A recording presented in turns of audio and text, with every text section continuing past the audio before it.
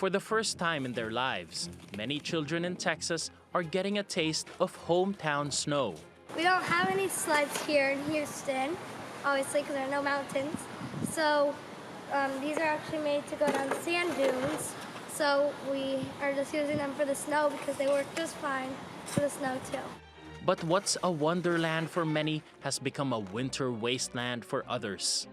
It hasn't been this cold in the heart of the American Sunbelt in more than 30 years, and many were unprepared. We have no water. We woke up this morning, our pipes are all frozen, and we have no water in the house. So our neighbor just got us some propane tank to try to thaw out our pipes because they're frozen. We're not used to this in Texas. Officials have been forced to implement rolling blackouts to keep the region's electrical grid from failing. That's affected more than 5 million people from North Dakota on the Canadian border to Texas next to Mexico. Snowfall has led to the closure of refineries and pipelines in America's most important oil-producing region. With 1 million barrels of daily crude output on hold, the international benchmark Brent has risen past $63 a barrel, the highest in more than a year. The cold snap in Texas is just another crisis for a state that's recorded 2.5 million COVID-19 cases.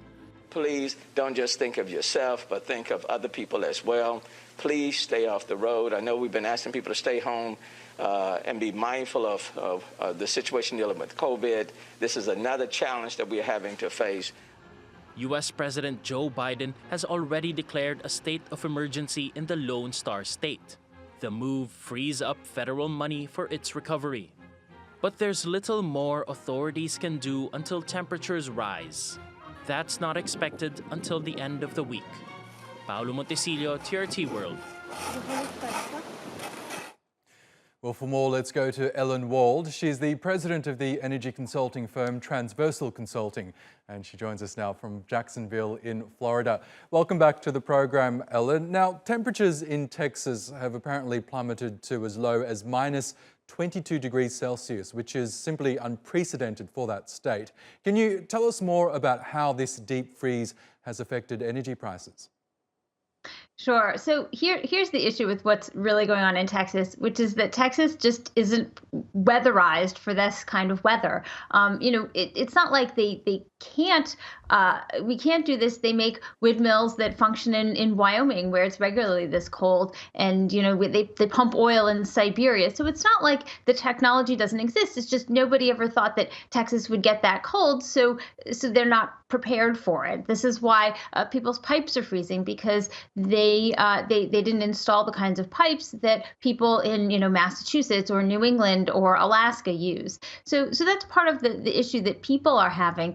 The issue with energy prices is that a lot of the natural gas power plants and coal power plants that they have in Texas aren't weatherized either, and so they're going offline. And this is at the same time as a period of very high power demand, and so they're having trouble providing power to a lot of these places. On top of it, you've got transformers blowing because of the cold and things like that. So it's really a confluence of all sorts of things that have kind of combined to create such a difficult situation. But it doesn't mean that that there's kind of a massive failure. The system just wasn't designed for this kind of cold. Now, when it comes to oil prices, we're seeing oil prices rise because oil production is actually coming offline in Texas. I've heard more than 2 million barrels a day is actually offline due to the cold. And we've also got a lot of refining capacity, at least 3 million barrels a day of refining capacity that's been taken offline as refiners are shutting down, both because of the cold and the things that it's doing to their system, but also because they're not getting that natural gas and the oil that they need to continue to move. So we could definitely see gasoline prices rising, at least temporarily, in the wake of this, though there's no telling how long it will take to assess the kind of damage and to fix the damage that occurs when things freeze. Now, is this happening at a time when demand for crude oil and other products is rising right now, as the pandemic shows signs of perhaps easing and lockdowns being lifted? Well, we're definitely at a time where production in Texas was already lower. We saw, at least 1 million or more barrels a day come off the market simply because of the low oil prices and the low demand because of the pandemic. So we're at a time where production was already lower, and so I think that we're also seeing the effects of that hit, and combined with the fact that all the port of Houston is closed, so it's not like they're getting any imports in at the time anyway. So we're definitely seeing this confluence of events. Oil prices have been rising, due to both limited supply, curtailed supply, and demand climbing back somewhat, or at least we have a positive outlook for demand. As you mentioned, the facilities in Texas simply aren't weatherproofed for events like this. Is there any way for these facilities to reopen in such weather, or do they simply have to ride out the storm? Well, they can make they can fix things that are broken, but in general, once things are frozen, they're going to have to go through a process where they fix them. Pipes can burst, things like that.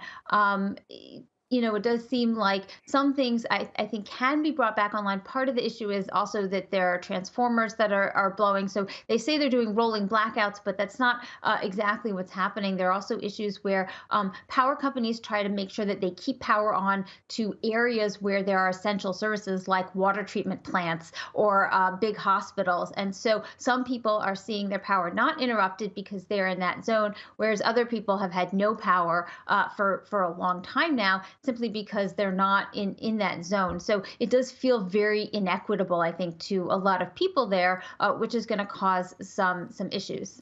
Okay.